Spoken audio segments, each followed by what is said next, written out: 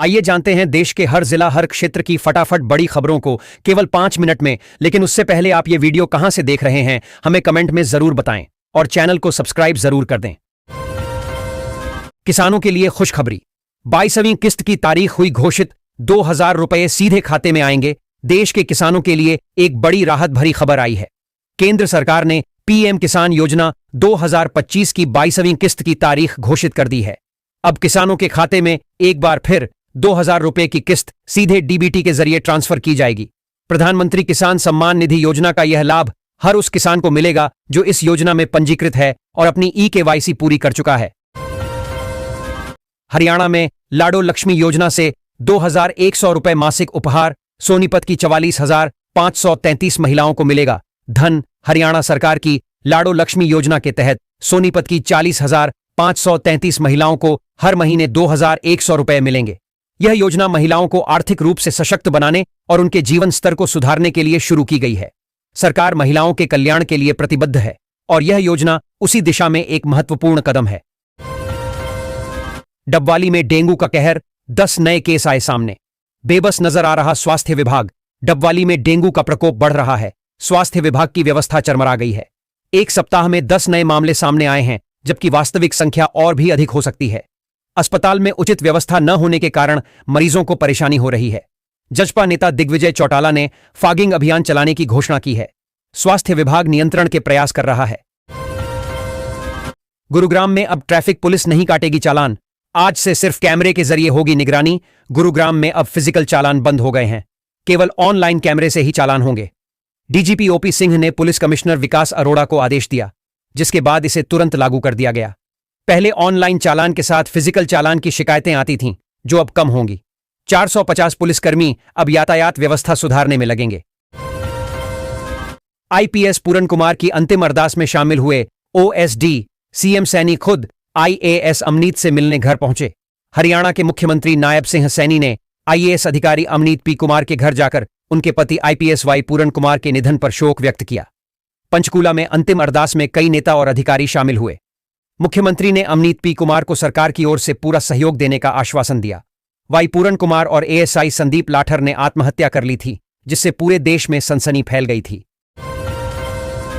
हरियाणा में बिहार की सियासी लहर, छठ घाटों पर जाकर बिहारी वोटर्स की नब्ज टटोल रही कांग्रेस। हरियाणा में भी बिहार चुनाव की गर्मी महसूस हो रही है।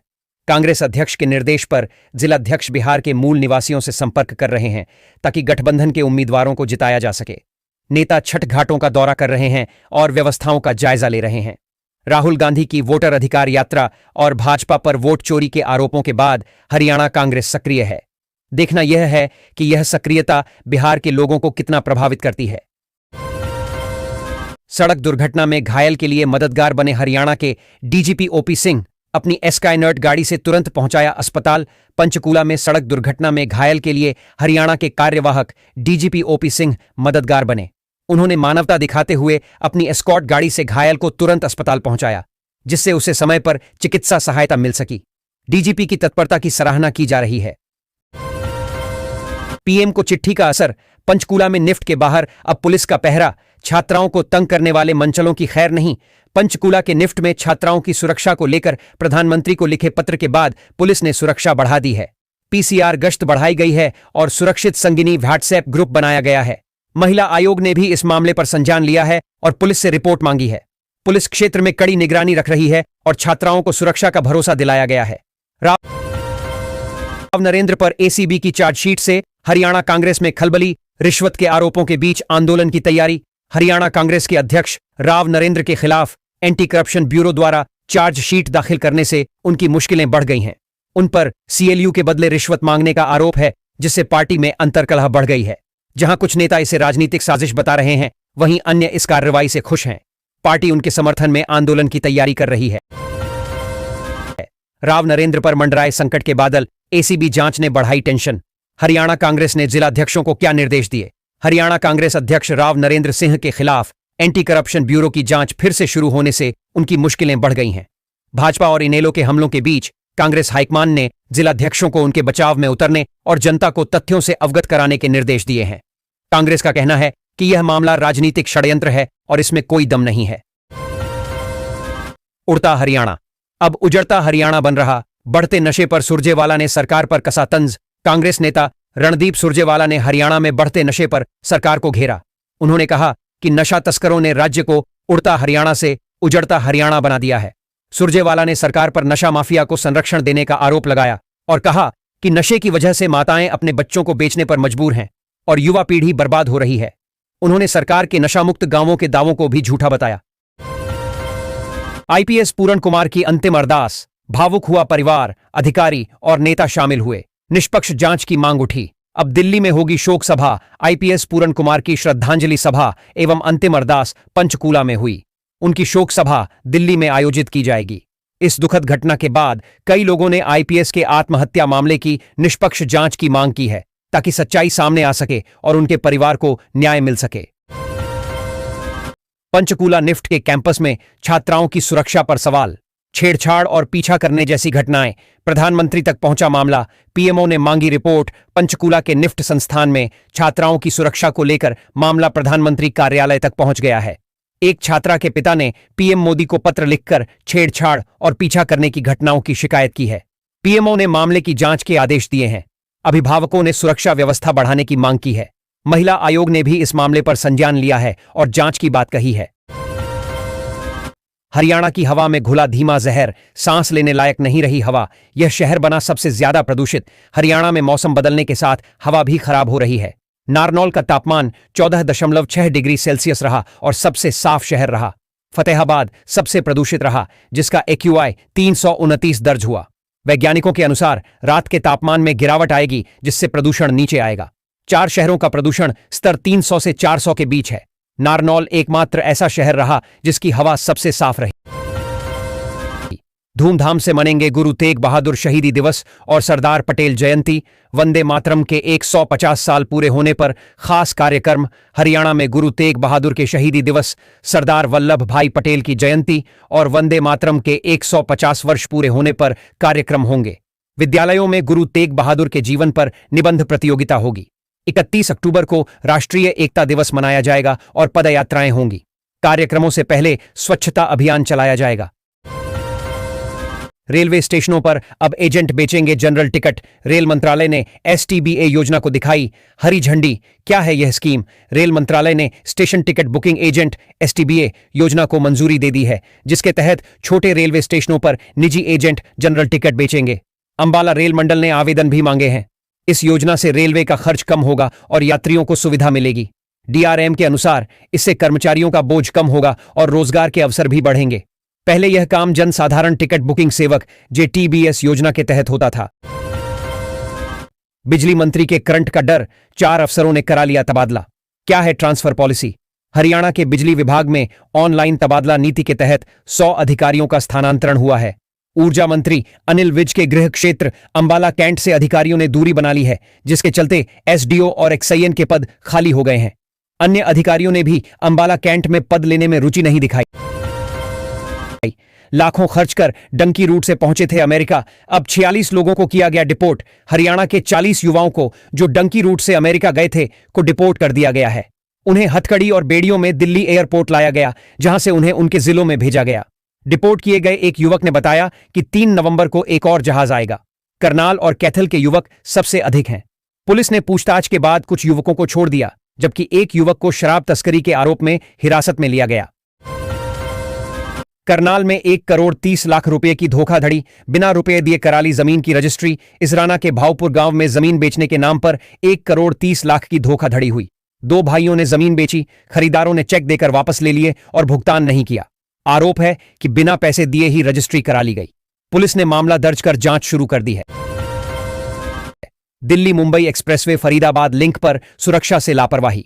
न सिग्नल न कैमरे, बढ़ रहा हादसों का खतरा। दिल्ली मुंबई एक्सप्रेसवे के फरीदाबाद लिंक पर सुरक्षा में बड़ी लापरवाही देखने को मिल रही है। यहां सिग्नल और कैमरों की कमी के कारण दुर्घटनाओं का खतरा बढ़ गया है। सुरक्षा उपकरणों की कमी के चलते यातायात नियमों का उल्लंघन हो रहा है और जिम्मेदार अधिकारी इस पर ध्यान नहीं दे रहे हैं। यह लापरवाही चिंता का विषय है। गुरुग्राम में ओशियन 7 बिल्ड टेक पर नरमी से खरीदारों में गुस्सा। हरियाणा रेरा पर दोहरी नीति अपनाने का आरोप। हरियाणा रेरा ने ओशियन 7 बिल्ड टेक के गुरुग्राम स्थित प्रोजेक्ट एक्सप्रेसवे टावर्स के खिलाफ महत्वपूर्ण आदेश जारी किए हैं, जिसमें बैंक खातों को सील करने और तीसरे पक्ष को अधिकार न देने के निर्देश शामिल हैं। लाइसेंस और पंजीकरण की अवधि समाप्त होने के बावजूद प्रोजेक्ट अधूरा है, जिससे खरीदारों में रोष है। बिल्डर पर धन गबन और धोखाधड़ी के आरोप हैं और खरीदारों ने रेरा की दोहरी नीति पर सवाल उठाए हैं। गुरुग्राम में 2000 वाहन चालकों पर कार्रवाई, कई जगहों पर लगाए नाके, पुलिस टीम रही तैनात। गुरुग्राम पुलिस ने यातायात नियमों का उल्लंघन करने वाले 2000 वाहन चालकों पर कार्रवाई की है। शहर के कई स्थानों पर नाकेबंदी की गई और नियमों का उल्लंघन करने वालों पर जुर्माना लगाया गया। यह कार्रवाई सड़क सुरक्षा को सुनिश्चित करने के उद्देश्य से की गई। पुलिस की सक्रियता से यातायात व्यवस्था में सुधार की उम्मीद है। फिल्म के विरोध में खेड़कीदौला से दिल्ली बॉर्डर तक पैदल मार्च, लगा लंबा जाम, वाहन चालक घंटों रहे परेशान। गुरुग्राम में एक फिल्म के विरोध में खेड़कीदौला से दिल्ली बॉर्डर तक पैदल मार्च निकाला गया। इस प्रदर्शन के कारण दिल्ली गुरुग्राम एक्सप्रेसवे पर लंबा जाम लग गया, जिससे वाहन चालकों को भारी परेशानी का सामना करना पड़ा। प्रदर्शनकारियों ने फिल्म के खिलाफ नारेबाजी की, जिससे यातायात व्यवस्था चरमरा गई और यात्रियों को घंटों इंतजार करना पड़ा। गुरुग्राम में अवैध निर्माणों पर सरकार की बड़ी कार्रवाई, एफआईआर दर्ज करने के दिए आदेश। गुरुग्राम में डीटीपी ने अवैध कॉलोनियों, ढाबों और वेयरहाउस पर बड़ी कार्रवाई करते हुए 214 लोगों के खिलाफ 15 एफआईआर दर्ज करने की सिफारिश की है।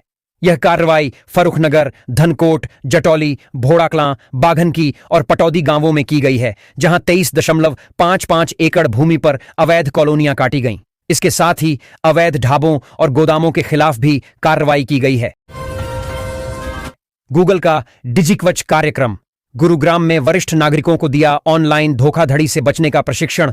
गूगल ने गुरुग्राम में डिजिक्वच कार्यक्रम के माध्यम से वरिष्ठ नागरिकों को ऑनलाइन धोखाधड़ी से बचने के लिए प्रशिक्षित किया। इस कार्यक्रम का लक्ष्य साइबर अपराध और ऑनलाइन घोटालों से वरिष्ठ नागरिकों को सुरक्षित रखना है। प्रशिक्षण में फिशिंग और फर्जी वेबसाइटों से बचाव के उपाय बताए गए। गूगल की यह पहल डिजिटल साक्षरता को बढ़ावा देने में सहायक है। छठ पर सुरक्षा को लेकर गुरुग्राम पुलिस ने कसी कमर, घाटों पर भीड़ नियंत्रण के लिए 1000 पुलिसकर्मी रहेंगे तैनात। गुरुग्राम पुलिस ने छठ पर्व के लिए सुरक्षा व्यवस्था खड़ी कर दी है। शहर के 26 घाटों पर भीड़ नियंत्रण के लिए 1000 से अधिक पुलिसकर्मी तैनात किए गए हैं। बसई तालाब, पालम विहार और शीतला माता मंदिर जैसे प्रमुख घाटों पर विशेष ध्यान दिया जा रहा है। पूर्वांचल समाज ने भी सुरक्षा व्यवस्था बढ़ाने की मांग की थी, जिसके बाद पुलिस आयुक्त ने सुरक्षा का आश्वासन दिया है। गुरुग्राम में धड़ाधड़ कट रहे चालान, फिर भी नहीं सुधर रहे वाहन चालक। गुरुग्राम में ट्रैफिक पुलिस द्वारा लगातार चालान काटे जाने के बावजूद वाहन चालकों के रवैये में कोई सुधार नहीं दिख रहा है। लोग अभी भी रेड लाइट जंप और बिना हेलमेट के गाड़ी चला रहे हैं।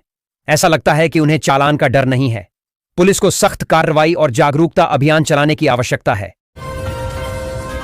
छठ पर यूपी, बिहार और बंगाल जाने वाली ट्रेनों में जबरदस्त भीड़, स्लीपर कोच में पैर रखने की जगह नहीं। छठ पूजा की शुरुआत के साथ ही घर जाने वाले यात्रियों की भारी भीड़ ट्रेनों में उमड़ पड़ी। बिहार, यूपी और बंगाल जाने वाली ट्रेनों में पैर रखने तक की जगह नहीं थी। यात्री गेट पर लटक कर यात्रा करने को मजबूर थे। यात्रियों की सुरक्षा के लिए स्टेशनों पर आरपीएफ और जीआरपी के जवान तैनात रहे और उन्होंने यात्रियों को सुरक्षित यात्रा करने की सलाह दी। सीएम नायब सैनी 22 को करेंगे रत्नावली राज्य स्तरीय समारोह का उद्घाटन। 3500 कलाकार मचाएंगे धमाल। कुरुक्षेत्र विश्वविद्यालय में 22 से 31 अक्टूबर तक रत्नावली हरियाणा दिवस राज्य स्तरीय समारोह का आयोजन होगा। मुख्यमंत्री नायब सिंह सैनी इसका उद्घाटन करेंगे। इस समारोह को विशेष बनाने के लिए 14 कमेटियां बनाई गई हैं, जिसमें 3500 युवा कलाकार हरियाणवी लोक संस्कृति का प्रदर्शन करेंगे। 1 नवंबर से बजेंगी शहनाइयां। अगले महीने विवाह के 14 मुहूर्त। दिसंबर में 3 देवोत्थान एकादशी पर भगवान विष्णु योग निद्रा से जागेंगे और तुलसी विवाह होगा, जिसके बाद शुभ कार्य शुरू होंगे। नवंबर में विवाह के 9 और दिसंबर में 3 मुहूर्त हैं। इस बार 26 दिन शहनाई बजेगी, जिसके लिए बुकिंग हो चुकी है। पंडित जितेंद्र शास्त्री के अनुसार 16 दिसंबर से खरमास शुरू हो जाएगा, जिसके बाद फरवरी में शादियां शुरू होंगी। यमुनानगर में पुलिस का एक्शन जारी। बार और ठेकों पर ताबड़तोड़ छापामारी। एक शराब का ठेका सील। यमुनानगर में आबकारी विभाग ने शराब ठेकों और बारों पर छापेमारी की। खजूरी रोड स्थित एक शराब ठेके को कीमतों में अनियमितता के कारण सील कर दिया गया। मधु होटल और पायरेट्स ऑफ ग्रिल में भी जांच की गई, पर वहां कोई गड़बड़ी नहीं मिली। होटल संचालकों द्वारा पास परमिट की सूचना न देने पर भी जांच हुई। विभाग ने भविष्य में भी ऐसी जांच जारी रखने की बात कही है। BS-6 बसों से सजा रोडवेज का बेड़ा। दिल्ली NCR रूटों पर यात्रियों को राहत। रोडवेज के बेड़े में BS-6 मानक की नई बसें शामिल की गई हैं, जिससे दिल्ली NCR रूटों पर यात्रियों को सुविधा मिलेगी। ये बसें प्रदूषण कम करने में सहायक होंगी और यात्रियों को आरामदायक व सुरक्षित यात्रा का अनुभव कराएंगी। विशेष रूप से दिल्ली NCR मार्गों पर चलने से परिवहन व्यवस्था बेहतर होगी। केंद्र सरकार ने पलवल तक मेट्रो विस्तार की योजना को दिखाई हरी झंडी। दिल्ली से हरियाणा तक सफर होगा आसान। खेल राज्य मंत्री गौरव गौतम ने कहा कि केंद्र सरकार ने पलवल तक मेट्रो विस्तार योजना को मंजूरी दे दी है। उन्होंने प्रधानमंत्री नरेंद्र मोदी, मुख्यमंत्री नायब सिंह सैनी और केंद्रीय मंत्री मनोहर लाल का आभार जताया। गौतम ने कहा कि यह पलवल के लोगों के सपने को साकार करने की दिशा में एक ऐतिहासिक कदम है, जिससे दिल्ली फरीदाबाद पलवल के बीच बेहतर कनेक्टिविटी मिलेगी। नारनौल CPLO यूनियन की बैठक में वेतन बढ़ाने की मांग, नई कार्यकारिणी का गठन। नारनौल में CPLO यूनियन की बैठक में वेतन वृद्धि की मांग उठी। कर्मचारियों ने महंगाई के मद्देनजर वेतन बढ़ाने की आवश्यकता जताई। बैठक में नई कार्यकारिणी का गठन किया गया, जिसका उद्देश्य कर्मचारियों के अधिकारों की रक्षा करना है। कार्यकारिणी कर्मचारियों के हित में काम करेगी।